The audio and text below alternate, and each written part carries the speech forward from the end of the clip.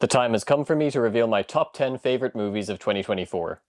While I wouldn't say last year was quite as strong as 2023 when we got like 3 to 4 honest-to-God masterpieces as far as I was concerned, there was still plenty of good cinema on offer, and narrowing down this top 10 did prove quite challenging in the end. Still, I think I've landed on a 10 that feels right to me. Before I dive into the top 10, as always, I want to run through a few honourable mentions first. Furiosa, George Miller's long-gestating prequel to Mad Max Fury Road that doesn't really try to emulate its predecessor at all, instead opting to be something entirely different, which I found compelling in its own way. Kneecap, a fun and entertaining fictionalized biopic of the eponymous Belfast hip-hop group that made me feel guilty for how useless I was at Irish in school. Small things like these, a quietly enraging look at a shameful chapter in my country's history with another mesmerizing performance from Cillian Murphy. A Real Pain, Jesse Eisenberg's poignant and funny dramedy that serves as a great post-Succession showcase for Kieran Culkin. La Chimera, a patient and deceptively thoughtful drama about grave robbers in 1980s Italy. Conclave, a political thriller that artfully blends sincere ruminations on faith with playful pulp. And All We Imagine Is Light, a lovely and occasionally dreamlike look into the inner lives of women in Mumbai. And now, for the top 10. Hard Truths, the latest film from Mike Leigh, is a sometimes funny, often desperately sad character study. Leigh and his incredible star Marianne Jean-Baptiste accomplish the difficult task of enabling their audience to genuinely sympathize with a character who is often intensely unlikable, but whose personality clearly stems from deep-seated pain and anxiety that she's never been able to articulate. As is a trademark for Leigh, the script was developed through improvisational sessions with his cast, which contributes to the raw and naturalistic feel of the performances and character dynamics here. The film wisely makes it clear that there is no one singular cause for why the protagonist is the way that she is, making for a painfully realistic depiction of living with depression. Hard Truths isn't always an easy watch, but it's not unrelentingly bleak either. There's no grand drama here, no easy answers or neatly resolved character arcs, just a glimpse into the everyday lives of this woman and her family that opts for thought-provoking ambiguity in its open-ended but not entirely hopeless final 15 minutes. Watching Luca Guadagnino's Queer was quite an interesting journey for me. I was really vibing with the first half or so when it was largely just Daniel Craig wandering around Mexico, smoking cigarettes and yearning after Drew Starkey to a soundtrack of anachronistic needle drops. Then it seemed to become a different movie about a search for this mythical telepathy plant that takes the characters into the jungle, at which point I felt like it was starting to lose me. But then it won me back with a surreal, achingly sad final stretch that I found disarmingly moving. The more I sat with the film afterwards, the more it grew in my estimation. It's a tender, sensual, and tragic examination of desire and loneliness. Daniel Craig is doing some career highlight work here, subverting the macho image that comes from his association with Bond to deliver a bruised, vulnerable performance as a man plagued by self-loathing and desperate for a connection that will enable him to feel whole. While I've never read any of William S. Burroughs and can't say how this adaptation compares to the source material, further research into the author's life did further deepen my appreciation for what Guadagnino was going for here. I can see why Queer wouldn't work for everyone with its slow pacing and somewhat meandering structure, but I have to say that it's really stuck with me. Also, is it just me or is Jason Schwartzman kind of a dilf in this movie? Hundreds of Beavers is a slapstick comedy made on a shoestring budget by a tiny group of friends, and it's one of the year's most delightful films as well as one of its most inspiring success stories. This thing is just a non-stop parade of jokes, taking clear inspiration from the silent comedies of Charlie Chaplin and Buster Keaton as well as the classic Looney Tunes shorts, but blending that old-school spirit with a more modern sensibility that feels completely its own. For every bit that doesn't land, there are like 3 more that are among the funniest gags I've seen in years. And the charmingly DIY feel of it all only adds to the experience, as the filmmakers make the absolute most of their limited resources in ways that are so inventive that it's frankly a little dizzying. The sheer ambition of what they pull off here is really something to behold. I do stand by my critique from my first viewing of the film that it's too long, as it can be difficult to keep up with the movie's manic energy for the entirety of its 108-minute running time, but that final act in particular is such a relentlessly clever onslaught of inspired wackiness that I just couldn't stop grinning. Extra props for having the single greatest title drop of the entire year. Robert Eggers' Nosferatu is exactly the movie I imagined when I first heard that Robert Eggers was going to be making a Nosferatu, and I mean that in the best way possible. While it follows the familiar Dracula template almost to a T, and its reverence for F.W. Murnau's silent-era classic is evident, this very much feels like a take on the story that could only have come from Eggers. dripping with the haunting atmosphere and carnal animalistic energy we've come to expect from his work. It's an absolutely gorgeous piece of gothic filmmaking with several painterly shots and some of the most impressive production design of the year. Eggers' film also manages to update the original in interesting ways, specifically in its tragic reinvention of Ellen Harker and the disturbing nature of her relationship with Count Orlok. Lily Rose Depp gives a truly electrifying, physically committed performance here, and Bill Skarsgård's transformation into the monstrous yet seductive Orlok is really something to behold. But perhaps unsurprisingly, Willem Dafoe steals this movie for me. Whether he's smoking the longest pipe I think I've ever seen, or chewing the scenery as he delivers his gloriously over-the-top monologues, he's just an absolutely delightful presence here. Eggers has talked extensively about how a Nosferatu remake was a dream project for him from a young age, and it's very clear as you're watching this that this is something that's been gestating in his imagination for many years. I was excited for the first Dune in 2021, but also a little bit nervous. As a fan of Frank Herbert's book, I knew how difficult a task it was going to be for even a reliable filmmaker like Denis Villeneuve to adapt it, particularly the setup-heavy first half. But of course, Part 1 was exactly what I hoped it would be, and so any sense of nervousness had fully dissipated by the time Part 2 arrived.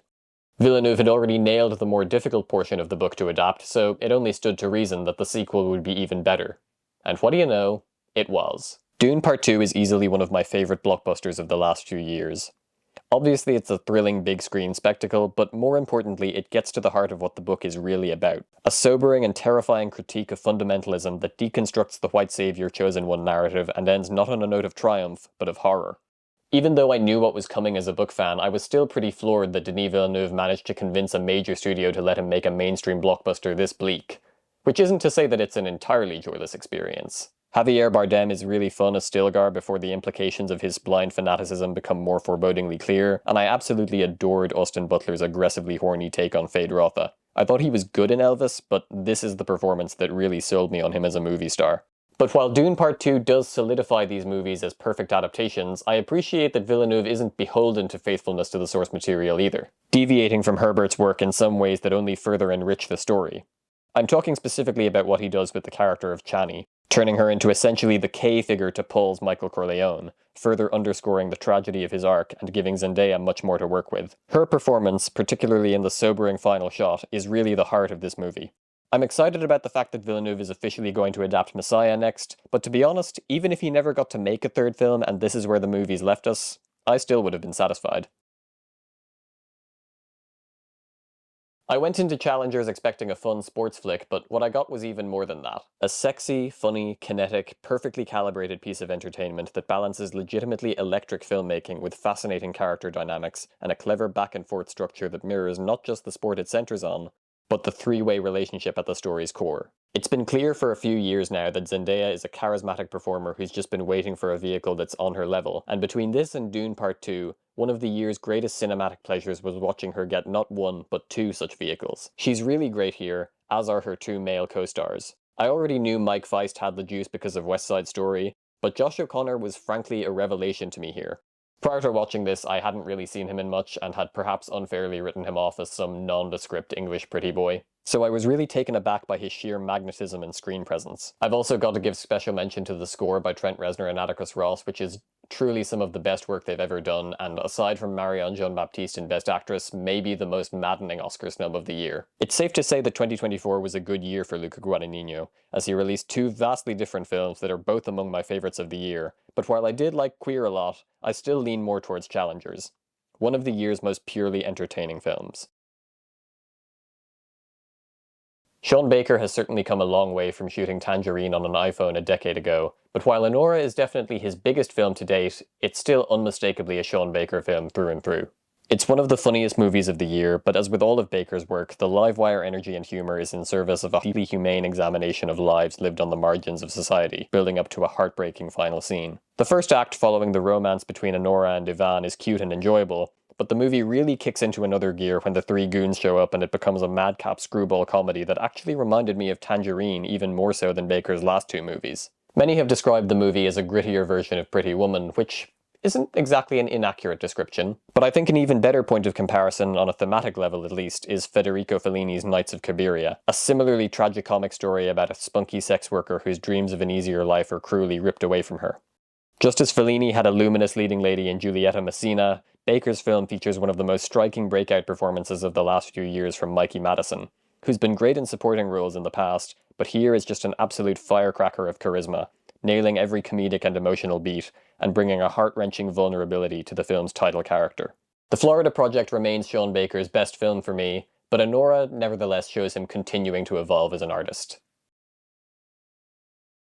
Some have accused Brady Corbet's The Brutalist of being self-consciously grandiose or too transparent in its desire to be the next great American masterpiece. To a certain extent, it could be argued that perhaps Corbet's film does have its head up its own ass. It's a 3.5-hour epic shot in VistaVision that has an intermission halfway through and seeks to visually emulate the Hollywood classics of the 1970s, clearly fancying itself as being among their ranks.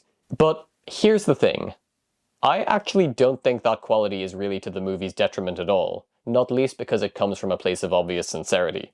I think Corbet's unabashed faith in his own ambition is something to be admired, something we could use more of from up-and-coming filmmakers. That is, certainly when said ambition is rendered as beautifully as it is here. The Brutalist is a movie with a lot on its mind. It's about the immigrant experience and the empty promise of the American dream, but it's also about executing one's artistic vision, about the ways in which said vision can be exploited and co-opted by those seeking to indulge their own egos or further their own agendas, about the perpetual cycle of oppression that reverberates throughout history in different forms. And while it sometimes feels as though it might collapse under the weight of its thematic ambitions, it ultimately manages to tie together into something I found deeply resonant. As with Killers of the Flower Moon the year before it, much of the conversation around The Brutalist has surrounded its imposing runtime. And like that Scorsese masterpiece, it manages to feel its length but never once drags. I was genuinely caught off guard at one point when I remembered that a certain major character had only been introduced after the intermission, because that made me realize that we were much further into the film than I had realized, which I think speaks to how well paced it is. While I don't think The Brutalist is a perfect movie, it's one that I haven't been able to stop thinking about. That challenges the viewer in interesting ways and harkens back to a bygone era of epic filmmaking.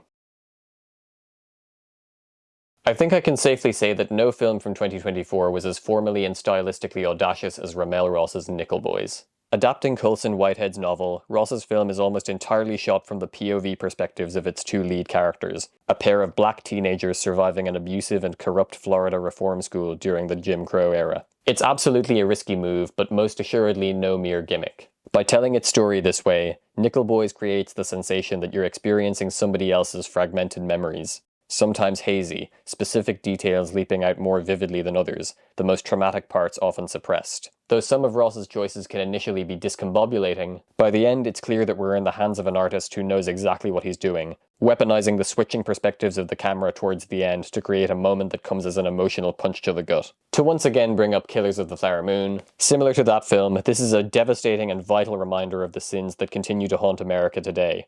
But what's truly remarkable about it is that Ross still manages to find moments of warmth and beauty in the friendship between his two protagonists without ever sanitizing or trivializing the horror and injustice of the situation they're trapped in. Despite the harrowing nature of the story and the pit it ultimately leaves in your stomach, Ross has truly crafted a beautiful film here.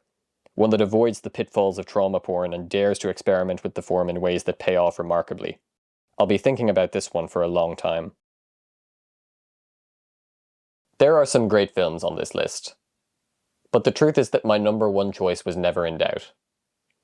There was one movie from this year that burrowed its way under my skin like nothing else did, that mesmerized and destroyed me in equal measure. That film was Jane Schoenbrun's I Saw the TV Glow.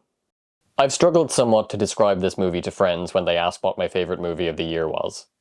It could sort of be classified as a horror movie, but about the very specific horror of queer repression and the nightmarish experience that is suppressing your true self, even if it slowly kills you and leaves you unable to truly recognize yourself. I wholeheartedly reject the idea that this movie is too personal or too specific to connect with. I'm not trans myself, although I have loved ones who are. I wasn't a 90s kid, and I didn't grow up watching Buffy the Vampire Slayer or any of the other shows that this movie pays homage to. But the fact that the film still affected me on such a deep, profound level speaks to how masterfully Schoenbrunn manages to convey their emotional ideas and place you in the shoes of their protagonist.